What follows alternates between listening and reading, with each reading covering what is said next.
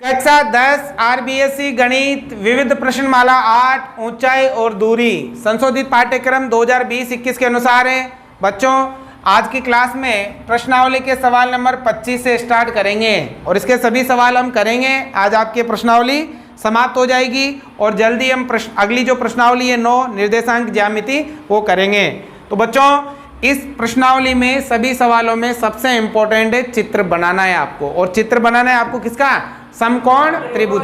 अगर आपने चित्र सही से बनाया तो बड़ी आसानी से आप कोई सा भी सवाल कर सकते हो। तो देखो, ध्यान देना, एक राजमार्ग एक मीनार के नीचे से होकर गुजरता है। एक सड़क है जो एक मीनार के नीचे से होकर गुजरती है। तो देखो, मीनार तो हम कैसे बनाते हैं? बिल्कुल सीधी, है ना। और ये क्या हो गए आपके?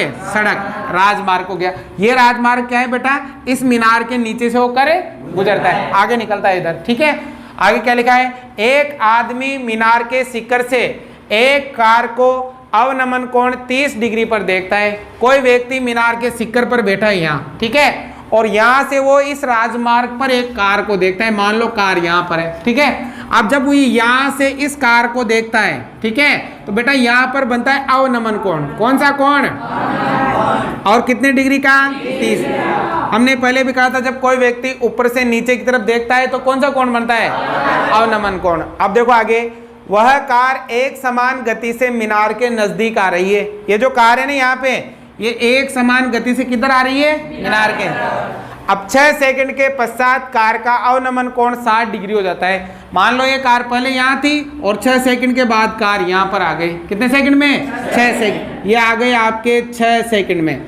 अब यहाँ आ गई ना, तब अब ये व्यक्ति वापस इस कार को देखता है ना, तो यहाँ का जो अवनमन कोण है वो कितना बनता है? वो बनता है 60 डिग्री का। ठीक है, तो कार कितने समय में मीनार के नीचे से गुजर जाए? अब ये कार यहाँ है तो हमें ये बताना है कि ये कितने समय में मीनार के नीचे से गुजर जाए। मान लो ये कितने समय में? x सेकंड में कार कहाँ से गुजर जाएगी? मीनार के नीचे से। ठीक है, मतलब ये x ज्ञात करना है आपको। ठीक है, समझ में आया चित्र? देखो एक बार फिर, ये एक मीनार है और ये एक राजमार्ग है। राजमार्ग पर एक क्या है? कार, और मीनार पर एक व्यक्ति बैठा है। ये व्यक्ति यहाँ से जब इस कार को देखता है तो कितने डिग्री का अवनमन कोण? अब ये कार एक समान गति से किधर आ रही है? मीनार। और ये 6 सेकंड में यहाँ आ गई। 6 सेकंड में यहाँ। अब दोबारा इस व्यक्ति ने इस कार को देखा तो अब कोण कितने का बना? 60। तो हमें ज्ञात करना है कि ये जो कार है वो मीनार के नीचे से कितने समय में गुजर जाएगी, मतलब ये वाला समय ज्ञात करना है। ठीक है, अब नाम दे दो। ये हो गया A, B, C और D। हमेशा ऊंचाई कितने डिग्री पर होती है? तो यहाँ कितने समकोण त्रिभुज बने? एक तो A, B, C और एक A, B, D। ये दोनों समकोण त्रिभुज लेने, और वो लाल बटा कक्का भी आपको ध्यान रखना है ना। लाल बटा कक्का यहाँ क्या होता है? यहाँ 10। ठीक है, तीनों ऊपर के ध्यान रखने हैं आपको। ठीक है ना। अब देखो, ध्यान लगाओ, एक त्रिभुज तो लेंगे ये वाला A, B, C। अब देखो इसमें ये क्या है? x है ना, और ये कुछ भी नहीं है, तो इसे हम क्या मान लेते हैं? h मान लेते हैं। क्या मान लेते हैं? वैसे h तो हमें नहीं मानना चाहिए, क्योंकि h का मतलब तो क्या होती है? ऊंचाई। और यहाँ क्या दे रखा है? समय। तो ऊंचाई कभी भी समय में आती है क्या? ऊंचाई कभी सुनाएगा 3 सेकंड, 5 सेकंड, 6 सेकंड नहीं आती है ना। तो इसे h की जगह क्या मानो? y मानो, है ना, क्योंकि ऊंचाई कभी भी यहाँ पर समय दे रखा है ना। अगर मीटर, किलोमीटर, सेंटीमीटर दे रखा हो तब तो ऊंचाई मान लेते। अगर मान भी लोगे तो कोई फर्क पड़ने वाला नहीं है। तो पहले ये वाला त्रिभुज लेंगे, है ना। और एक चीज और ध्यान रखो, हमेशा हमें अवनमन कोण काम में नहीं लेने। कौन से लेने? तो उन्नयन और अवनमन क्या होते हैं? बेटा ये 30 है तो ये भी कितना होगा? और ये वाला पूरा 60 है तो ये भी कितना होगा? 60 डिग्री होगा, है ना। अब देखो ये वाला त्रिभुज लो। त्रिभुज कौन सा? A, B, C से। अब ध्यान देना है इसमें, ये क्या है? लंब। कोण के सामने गुजरा लंब, और ये क्या है? लंब बटा किस में आएगा? 10 में आएगा ना, लंब बटा आधार। तो देखो यहाँ आएगा 10 कितना? 60 डिग्री बराबर होता है लंब बटा आधार। बताओ 10 60 का मान? सारणी में होता है √ का 3 बराबर लंब कितना? आधार कितना? क्या करना पड़ेगा? बटे में 1 लगा सकते हैं। y एकम और x को इसे किया तो √3x, इसे मान लेंगे समीकरण नंबर 1। कोई डाउट नहीं है ना? अब लो दूसरा ABD, ये पूरा कंप्लीट बड़ा वाला। तो बताओ बेटा त्रिभुज कौन सा? ABD से, अब देखो इसमें ABD में ABD, बताओ ये तो क्या है और ये क्या है? वही किस में आएगा? 10 कितना? 7 30, तो यहाँ आएगा 10 30 बराबर लंब बटा आधा, ये होता है। अब 10 30 का मान सारणी में 1 बटा √3 बराबर लंब तो वही क्या है? y, और बेटा आधार ये पूरा है ना, आधार पूरा है तो x भी है और 6 भी है, तो क्या आएगा? x + 6 आएगा। अब क्या करेंगे? वज्र गुणा करेंगे। √3 तो किससे होगा? y, और x + 6 है ना, इसे मान लो समीकरण नंबर 2। अब मेन चीज में क्या ज्ञात करना है? x, ये कार मीनार के नीचे से कितने समय में गुजर जाए। अब बेटा ये जो y का मान है वो कहाँ रखेंगे? समीकरण नंबर 2 में। y का मान वहां रख दो तो किसका मान आ जाएगा? x का, तो क्या लिखेंगे? y का मान कहाँ रखने पर? समीकरण नंबर 2 में रखने पर। अब रखेंगे 2 में, देखो √3 का तो अब y का मान कितना? √3x बराबर कितना? x + 6 है ना। देखो √3 का तो √3, y की जगह लिखा √3x और बराबर में x + 6, गुणा करो। √3 को √3 से गुणा करते 3 हो जाता है ना, और ये कितना? x बराबर x + 6। मान किसका ज्ञात करना है? x एक तरफ ले लो, ये प्लस का किसका हो जाएगा? तो ये आएगा 3x - x बराबर में 6।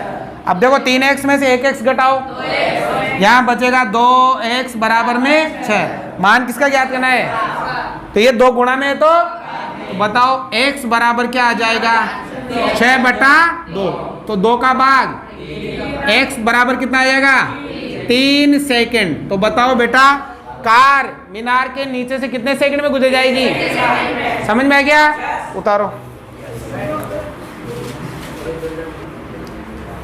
देखो सवाल नंबर 26, इंपॉर्टेंट लगाओ इसको, ध्यान से समझो। और मीनार के आधार से एक सरल रेखा में 4 मीटर तथा 9 मीटर की दूरी पर स्थित 2 बिंदुओं से मीनार के शिखर के उन्नयन कोण पूरक कोण हैं।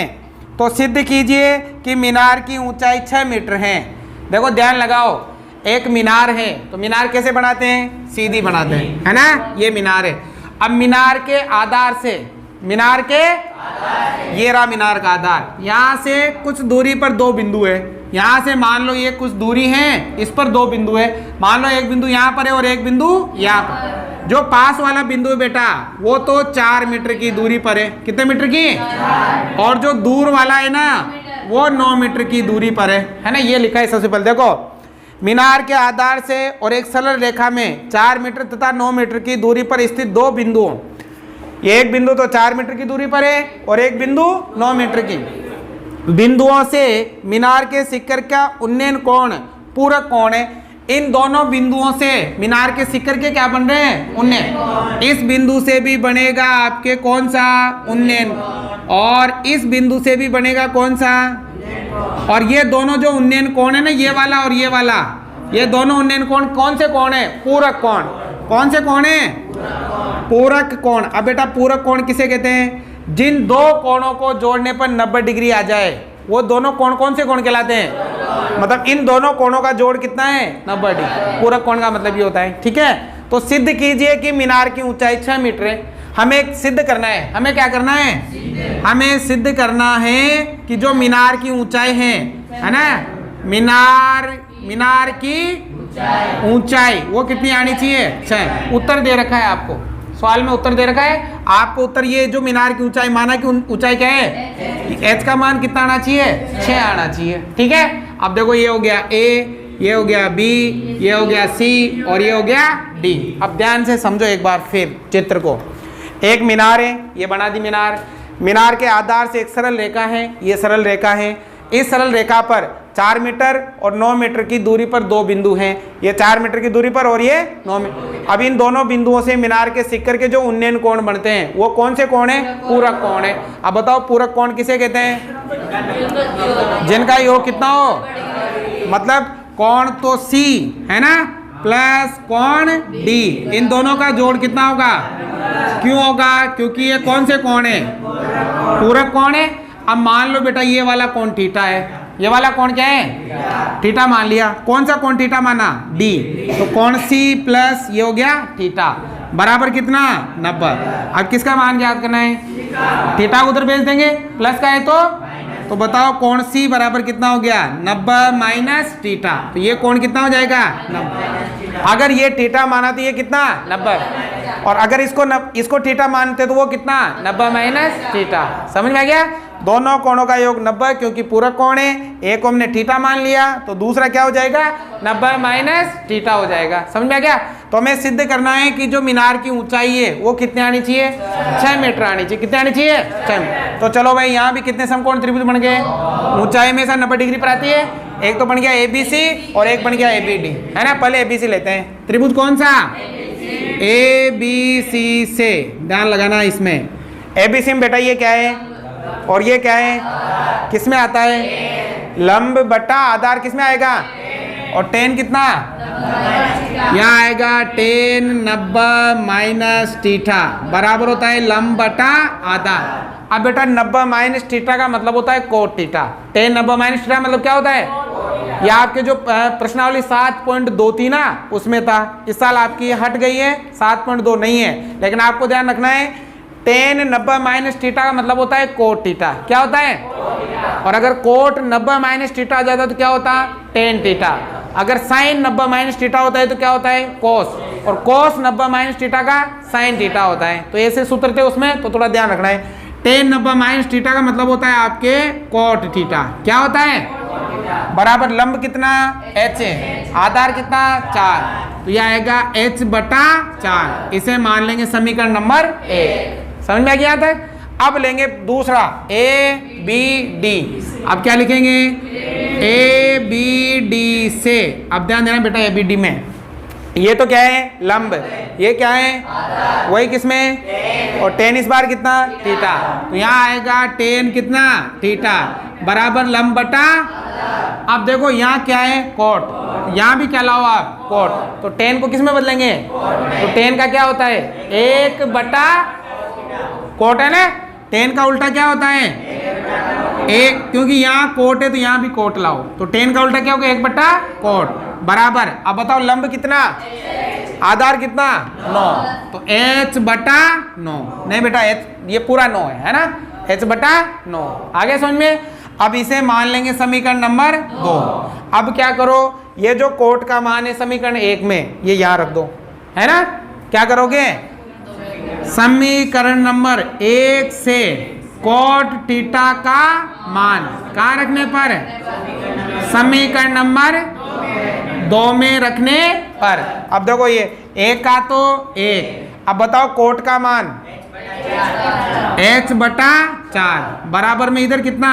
h बटा 9। देखो 1 का तो 1 लिखा, कोट का मान ये लिखा h बटा 4 और बराबर में कितना? h बटा। अब देखो मैंने बताया जब दो संख्याएं भिन्न में हो और भाग में हो तो नीचे वाली संख्या का गुणा में बदलने के लिए क्या कर देते हैं? तो ये क्या हो जाएगा?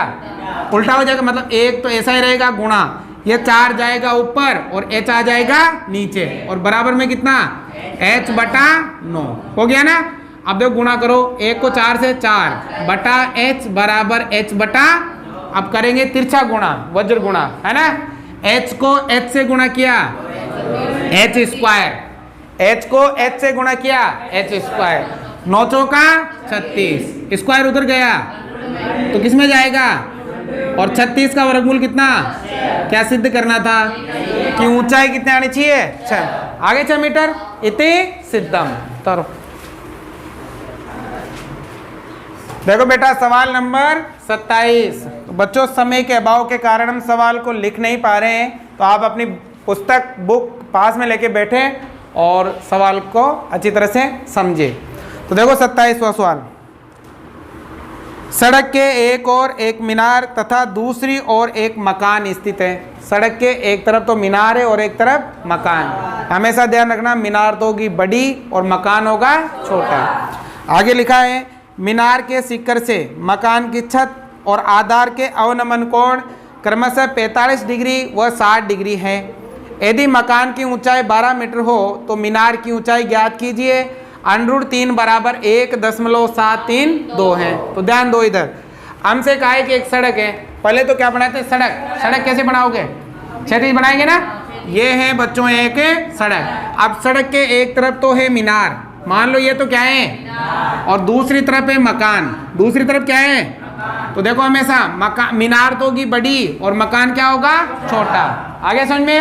अब क्या कह रहा है, आगे लिखा है कि मीनार के शिखर से मकान की छत और आधार के अवनमन कोण क्रमशः 45 डिग्री व 60 डिग्री। कोई व्यक्ति कहाँ बैठा है, मीनार के शिखर पर। अब यहाँ से सबसे पहले तो देखता है मकान के शिखर छत को, है ना, और यहीं से देखता है मीनार के मकान के आधार को। ठीक है। अब जब बेटा यहाँ मीनार के शिखर से मकान के छत को देखता है तो यहाँ पर जो अवनमन कोण बनता है वो बनता है 45 डिग्री का। कितने का, और जब यहीं से मकान के आधार को देखता है तो अवनमन कोण कितने का बनता है, अवनमन कोण बनता है 60 का। और कहा है यदि मकान की ऊंचाई 12 मीटर है, ये जो मकान है इसकी ऊंचाई कितनी है, तो मीनार की ऊंचाई ज्ञात कीजिए। हमें मीनार की ऊंचाई क्या करनी है, ज्ञात। एक बार फिर समझो चित्र को, मेन चीज चित्र समझना है। देखो एक सड़क है, ये हमने क्या बना दी, सड़क के एक और तो मीनार है और एक और क्या है, मकान है। अब कह रहा है कि मीनार के शिखर से, मीनार का शिखर यहाँ है, मीनार के शिखर से मकान के छत और मकान के आधार का अवनमन कोण 45 डिग्री और 60 डिग्री है। ठीक है। और मकान की ऊंचाई कितनी है, 12। तो मीनार की ऊंचाई में क्या करनी है, ज्ञात। अब मैंने आपको बताया था अवनमन कोण कभी भी काम में, कौन से कोण काम लेने, उन्नयन कोण। अब देखो छत वाला कोण बन रहा है ना, तो आपको यहाँ पर ये लाइन बनानी पड़ेगी, है ना। छत वाला कोण बना है ना, इसके लिए यहाँ पर लाइन। तो बताओ बेटा ये छत वाला कोण कितना, 45। तो ये भी कितना होगा, 45, क्योंकि अवनमन और उन्नयन क्या होते हैं। और ये आधार वाला कितना है, 60। तो बताओ ये भी कितना होगा, 60 डिग्री होगा। हो गया समझ में। अब देखो ये कितना, 12। तो बताओ इसके सामने ये भी कितनी, 12 होगी ना। अब मीनार की ऊंचाई याद करनी है, यहाँ तक तो पता चल गई, बची है, इसे क्या मान लेंगे, h मान लेंगे। समझ में आ गई बात। और देखो ये जो आधार है, क्योंकि अगर हम एक त्रिभुज तो ये लेना पड़ेगा आपको, और एक त्रिभुज ये लेना पड़ेगा, तो इसे हम क्या मान लेते हैं, अगर ये x है तो इसके सामने ये भी क्या होगी, x होगी। समझ में आ गई। अब लेते हैं, देखो एक तो लेना है आपको त्रिभुज ये वाला ABCD और यहाँ नाम दे देते हैं E। एक तो लो ABE, ये छोटा वाला है ना, और एक कौन सा ACD, ये बड़ा वाला। ठीक है। दोनों समकोण त्रिभुज लेने हैं। पहले ये ले लेते हैं ABE। तो क्या लिखेंगे, ABE से, ध्यान लगाओ इसमें, ABE। बताओ बेटा ये क्या है और ये क्या है, क्योंकि यहाँ 90 डिग्री है और यहाँ भी 90। तो ये देखो ये तो है लंब, और ये क्या है, किसमें आएगा, tan कितना, यहाँ लिखेंगे tan 45 डिग्री बराबर लंब बटा tan 45 का मान 1 बराबर लंब कितना, आधार कितना, h बटा, माना कि भाग में कितना है, तिरछा गुणा h एकम x एकम। इसे मान लेंगे समीकरण नंबर 1। आ गया। अब लेंगे कौन सा, ACD। क्या लिखेंगे, त्रिभुज ACD से। अब देखो ACD में ये तो क्या है, लंब, ये क्या है, किस में आएगा, tan कितना, 60। ठीक है ना। यहाँ क्या लिखेंगे, tan 60 डिग्री बराबर लंब बटा आधार। बताओ tan 60 का मान, अंडर रूट का कितना, 3 बराबर। अब लंब देखो, लंब ये पूरा h भी है और 12 भी है, तो h प्लस 12 पूरा आएगा ना। तो क्या आएगा, h प्लस 12 बटा आधार, आधार कितना, x। ये हो गया आपके x। ठीक है। माना कि भाग में क्या है, क्या करेंगे, वज्र गुणा करेंगे ना। तो देखो x तो √3 से होगा, √3x, और एक h प्लस किससे होगा, इसे मान लेंगे समीकरण नंबर 2। बताओ मैं किसका मान ज्ञात करना है? h का, ताकि मीनार की ऊंचाई ज्ञात करनी है ना, तो h के जो मान आएगा उसमें कितना जोड़ देंगे? 12। मीनार की ऊंचाई आ जाएगी। अब h का मान ज्ञात करना है ना, तो यहाँ से किसका मान रखोगे? x का मान वहां रखो। h का मान ज्ञात करना है तो x का रखो, और x का ज्ञात करना होता तो h का रखते। तो क्या लिखेंगे? x का मान कहाँ रखने पर? समीकरण नंबर 2 में रखने पर। देखो √3 का तो √3। बताओ x का मान कितना है? h। तो यहाँ क्या लिखेंगे? h बराबर h प्लस कितना? 12। h को इधर ले आओ, प्लस का है तो माइनस का, तो क्या हो जाएगा? √3 माइनस h बराबर में 12। अब देखो ये तो अंडरूट में और ये बिना अंडरूट घटा नहीं सकते हैं, केवल क्या ले सकते हैं? कॉमन ले सकते हैं ना। बताओ दोनों में से क्या कॉमन आ रहा है? h बाहर निकाल दो, h कॉमन आ गया, h से h कट गया, क्या बचा? माइनस h का भाग h में, बराबर में कितना? 12। बताओ मान किसका ज्ञात करना है? ये गुणा है तो h बराबर कितना आ गया? 12/√3 माइनस 1। अब दो तरीके हैं, या तो करो हर का परिमेय, या फिर अंडरूट किसका मान रखो? 3 का, और √3 का मान रखे क्या लगाओ? भाग। अब आप मान रखे लगाओगे तो थोड़ा कठिन हो जाएगा, क्योंकि भाग करने में प्रॉब्लम आएगी। इसलिए हम क्या करते हैं? हरों का परिमेय सिखा रखा है। कैसे करते हैं? हर में जो संख्या है उसके विपरीत चिन्ह से ऊपर और नीचे क्या करते हैं? गुणा करते हैं। ये करते हैं ना, तो यहाँ लिखेंगे, यहाँ लिख दो। लिखना चाहो तो हर का परिमेयकरण करने पर h का तो h, 12 का 12, नीचे √3 माइनस 1। अब गुणा किसे करेंगे? √3 प्लस 1 से ऊपर भी और √3 प्लस 1 से नीचे भी। ठीक है, अब ऊपर वाला ऊपर गुणा, नीचे वाला नीचे। अब देखो ऊपर तो 12 तो किससे गुणा होगा? √3 प्लस 1 से, है ना ऊपर। अब नीचे एक बार माइनस में और एक बार कैसे लिखते हैं?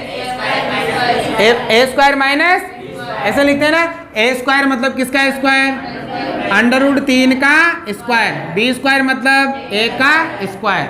अब देखो बेटा 12 का तो 12, अब यहाँ √3 का मान लिख देंगे। दे रखा है मान 1.732, 1.732 प्लस 1, और भाग में देखो आ जाओ इधर, इस स्क्वायर से √ कट गया 3, माइनस है तो माइनस, 1 का 1 का स्क्वायर क्या होगा? 1। अब देखो 12 का तो 12, अब इन दोनों को जोड़ो, 1 और 1 2.732, और भाग में देखो 3 में से 2 1 गया, और 2 का भाग 12 में 6। अब 6 को अंदर गुणा करेंगे तो देखो 6 दूनी हासिल का 36, 18 और 1 हासिल का 6 7 42 और 1 हासिल का 6 दूनी 12 और 4 16। अब पीछे से कितने बाद 10.3, और ये आ जाएगा क्या? मीटर। ठीक है, अभी ऊंचाई नहीं आई, ध्यान रखो, केवल ये किसका मान आया है? h का। अब हमें क्या ज्ञात करनी? मीनार की। ये जो h का मान है उसमें कितना जोड़ देंगे? मीनार की ऊंचाई आ जाएगी। हमें क्या ज्ञात करनी है? हमें ज्ञात करनी है मीनार की। बताओ बेटा मीनार की ऊंचाई क्या होगी? h प्लस 12, ये होगी ना पूरी। तो देखो h का मान कितना? ये रहा, कितना? 16.392 प्लस कितना? 12। अब देखो 16 में कितना जोड़ो? 16 और 12 28.392 मीटर। तो यह आ जाएगी मीनार की ऊंचाई। आइए समझ में, उतारो। देखो सवाल नंबर 28 लास्ट क्वेश्चन है, ध्यान से समझना बच्चों। यदि सूर्य का उन्नयन कोण 30 डिग्री से 60 डिग्री में परिवर्तित हो जाता है, तो इन दोनों उन्नयन कोणों पर 15 मीटर ऊंचे खंबे की छाया की लंबाई का अंतर ज्ञात कीजिए। देखो बहुत ही आसान सवाल है, ध्यान से समझना। एक खंबा है कि क्या बनाएंगे? खंबा, बिल्कुल सीधा बनाएंगे। ये हो गया बेटा खंबा। अब खंबे की जो ऊंचाई है वो कितनी है? 15 मीटर। अब खंबे की छाया की बात हो रही है, तो छाया या तो इधर बनेगी या फिर इधर, है ना। तो हम इधर बना लेते हैं। ये खंबे की क्या हो गई? छाया। ठीक है, अब क्या कह रहा है? यदि सूर्य का उन्नयन कोण 30 डिग्री से 60 डिग्री में परिवर्तित हो जाता है। पहले सूर्य का उन्नयन कोण कितना था? 30। कितना था? यहाँ पर था 30 डिग्री, है ना। अब ये कोण कितना हो गया? 60। इधर पास में आएंगे तो कितना हो जाएगा 60 और इधर आएंगे तो कितना 90। तो मैंने बताया था जितना कोण दूर होगा उतना छोटा होगा, जितना पास होगा उतना बड़ा होगा। ठीक है, अब ये कह रहा है कि खंबे की छाया में परिवर्तन कितना हुआ वो मैं बताना है। खंबे की छाया पहले कहाँ थी, यहाँ, अब कहाँ आ गई, यहाँ। तो परिवर्तन यही हुआ, माना कि कितना परिवर्तन हुआ x। ठीक है, मतलब हमें किसका मान ज्ञात करना है, x का। और देखो ये वाली किसको क्या मान लेंगे, y मान लेंगे। बेटा ये x और ये y, तो पूरा क्या हो गया, x प्लस y हो गया। समझ में आ गया, हमें मेन चीज क्या ज्ञात करनी है, x। ठीक है, समझ में आ गया चित्र। एक है कि 15 मीटर ऊंचा खंबा, ये खंबा बना दिया, और खंबे की ये क्या है, छाया। पहले उन्नयन कोण कितने का था, 30 का। अब छाया कम हुई तो उन्नयन कोण कितने का हो गया। अब ये छाया कितनी कम हुई ये में करना है ज्ञात। अब देखो नाम देंगे, ये हो गया A, ये B, ये C और ये D।